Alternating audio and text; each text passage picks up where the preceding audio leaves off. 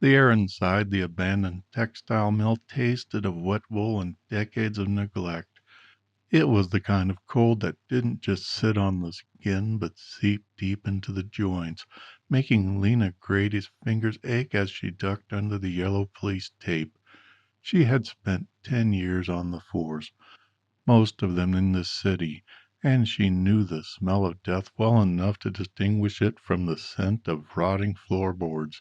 Today, death smelled like copper and expensive cologne. Marcus Thorne didn't look like a titan of industry anymore. He looked like a prop in a high-end horror production. He was lashed to a rusted metal chair in the center of the vast open floor, his posture unnervingly upright. The killer had taken time with the knots. They were clean, professional, and tight enough to bite into the expensive fabric of Thorne's suit. But it wasn't the ropes that held Lena's gaze.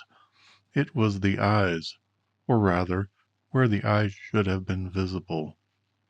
Two antique silver dollars, dated 1921, rested perfectly over the sockets. The silver caught the harsh glow of the forensic lanterns, gleaming with a mocking brightness against Thorne's graying skin. There was no blood on his face, no signs of a struggle in the dust surrounding the chair. It was a tableau of absolute control. 1921 Morgan dollars, a voice said from the shadows behind her. The transition year.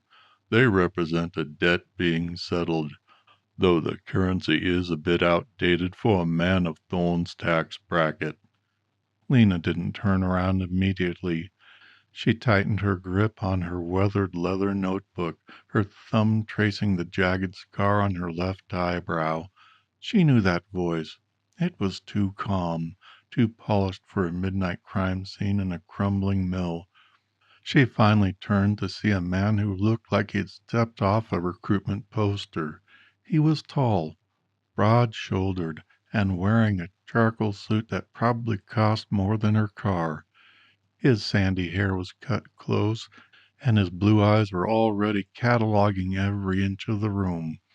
"Special Agent Thomas Vance, FBI," he said, stepping into the light. He didn't offer a hand, which Lena appreciated. "I was told to expect Detective Grady." "You're a long way from Quantico, Agent Vance," Lena replied, her voice clipped and dry. "This is a local homicide, my homicide. Why is the Bureau sniffing around a textile mill at 3 in the morning?" Vance moved closer to the body, his movements deliberate and steady. He didn't seem bothered by her hostility. "Because Marcus Thorne is the third victim in 4 months to turn up with silver over his eyes. The first was in Ohio, the second in Pennsylvania.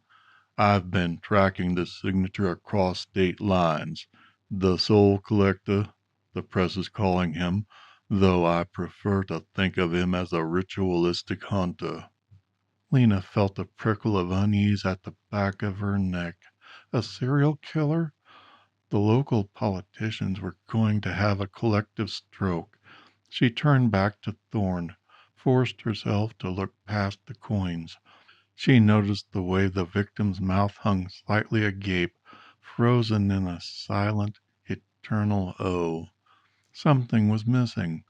"He didn't just leave the coins," Lena whispered, pulling a pair of latex gloves from her pocket and snapping them on. She leaned in, her nose inches from the victim's face. The smell of copper was stronger here. She used a tongue depressor from the kit nearby to gently pry Thorne's jaw further open. "Vance, look at this." The agent leaned over her shoulder. He was close enough that she could feel the heat radiating from him, a stark contrast to the tomb-like chill of the mill. Inside Thorne's mouth there was only a raw, dark cavity. The tongue had been removed with surgical precision. There was no jagged edges, no sign of frantic hacking.